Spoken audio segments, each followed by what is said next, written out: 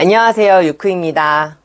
오늘은 이커머스 관련된 요즘 흐름에 대해서 얘기 좀 하고 싶어서 영상 찍었습니다. 위탁과 사입으로 나눌 수 있을 것 같습니다.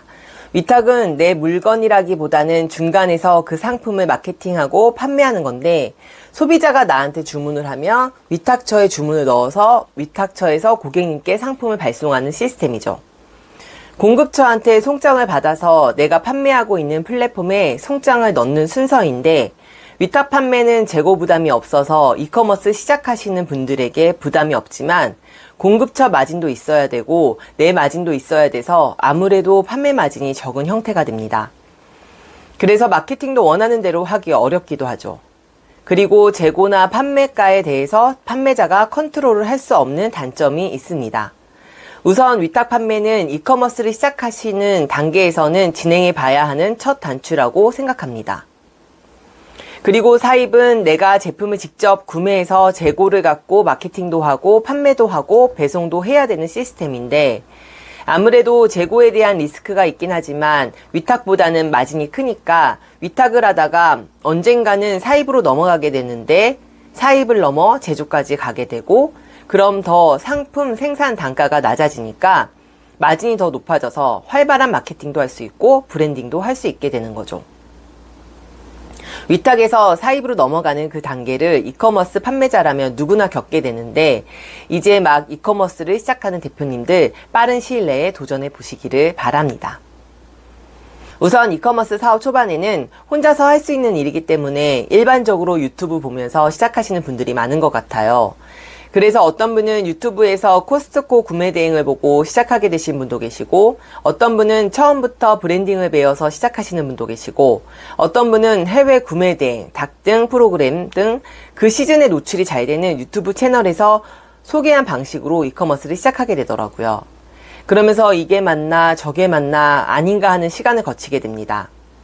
그런 생각이 들 때 본인이 맞는 방향으로 가고 있는지 체크를 해봐야 되는데, 주변에 이커머스 하는 분들이 없으면 그것 또한 쉽지 않게 되죠. 그리고 동종업계에서 일하고 계신 대표님들을 만나서 스터디도 하고 정보의 불균형을 해소하는 것이 필요합니다. 저도 처음에는 스마트 스토어 판매 강의를 들었었고, 그 강의에서 만난 6분의 대표님들과 5년이 넘게 지금도 매달 스터디를 하고 있습니다. 다행히도 저희 멤버 대표님들 모두 서로 돕고 정보를 나누면서 같이 성장하여 지금은 많은 매출을 내고 계시고 너무나 든든한 대표님들이 다 되셨는데요. 이런 스터디 그룹을 잘 유지하는 것이 나의 성장에 많은 도움이 된다고 생각합니다. 그리고 매출 볼륨이 커질수록 중요한 건 거래처입니다. 내가 위탁 판매로 시작하여 생산업체나 공급처와 거래를 하고 계신다면 그 거래처와의 협업이 나중에는 엄청난 큰 도움이 되는 시기가 오게 됩니다. 저는 처음에 위탁으로 발효조끼를 판매하게 됐었는데, 발효조끼라는 상품이 있다는 것도 그 해에 처음 알게 됐던 상품인데요. 그때 제가 소싱하던 방식은 네이버에서 검색량이 많은 상품 중 세부 키워드를 찾아서 세부 키워드로 상위 노출을 하고 그랬는데요. 그렇게 찾게 된 아이템이 발효조끼였습니다. 그 상품을 11월 초에 쿠팡에 올렸는데 며칠 만에 주문이 늘어나기 시작하더니 발효조끼로 제 상품이 1등에 꽂히는 사태가 생기게 됩니다. 그해 발효조끼 1등으로 많이 팔았어요. 그러면서 공급처 대표님과 좋은 관계가 형성이 됐는데요. 제가 온라인을 시작하게 된 해가 오프라인에서 하던 백화점 사업이 잘 안 돼서 접고 온라인으로 전향한 첫 해였는데, 그래서 자금이 진짜 없었거든요. 정말 빚으로 시작을 했습니다. 그런데 공급처의 상품을 많이 판매하게 되니까 서로 윈윈하는 관계가 형성이 되게 된 거예요. 그래서 그해 겨울 판매를 무난히 할 수가 있었습니다. 제가 하고 싶은 얘기는 처음 쿠팡에서 시즌에 판매가 터지게 되면 1인 판매 사업자가 제품 사입 대금을 감당할 수가 없는 경우가 생깁니다. 아시다시피 쿠팡 정산이 오래 걸리잖아요. 그런 상황에서 나의 편이 되어줄 수 있는 공급처의 관계는 정말 중요하다고 생각되고 잘 만들어 가야 된다는 말씀을 드리고 싶습니다. 그래서 저는 명절 때마다 선물도 드리고 거래처와의 관계를 중요하게 생각하는데요. 지금은 자주 연락드리고 있지는 못하지만 그 대표님 덕분에 저는 이웃시장과 캔턴페어도 갈 수 있게 됐었습니다. 저에게는 셀러로서 전환점이 될 수 있는 기회였다고 생각합니다. 우리가 온라인 판매를 하면서 기술적인 부분도 굉장히 중요합니다. 기술적인 부분은 정보만 있으면 빠르게 만들 수 있다고 생각합니다. 그런데 저는 판매의 근본적인 부분을 강화시켜야 된다고 생각하는데요.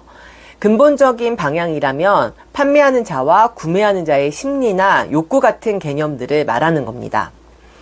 이건 우리가 삶을 살면서 어느 부분에서나 적용이 되는 부분인데, 어떠한 상품을 구매하기 위한 구매자의 욕구를 파악하게 되면 우리가 상세 페이지를 기획할 때 그 상품의 소구점을 잘 찾아낼 수가 있고 고객을 설득할 수 있게 되는 거죠. 그 부분을 간과해서는 안 된다고 생각합니다. 그래서 저는 설득의 심리학 책을 추천하고 싶습니다. 기회가 되시면 한번 읽어보시면 좋을 것 같은데, 책이 좀 두껍고 시리즈로 여러 권이긴 하지만 어렵게 읽히는 책은 아닙니다. 오늘은 어떻게 보면 이커머스를 하기 위한 준비 단계를 말씀드렸다고도 보이는데요. 기술적인 부분으로만 접근하지 마시고 정말 근본적인 본질로 접근하시기를 말씀드리고 싶었습니다. 그렇다면 우리가 시간이 지나면 더 성장해 있고 지금과는 다른 위치에서 볼 수 있는 때가 올 거라고 생각합니다. 오늘도 저의 영상 끝까지 봐주셔서 감사하고, 영상이 좋으셨다면 좋아요와 구독 눌러주세요. 감사합니다. 다음에 또 만나요.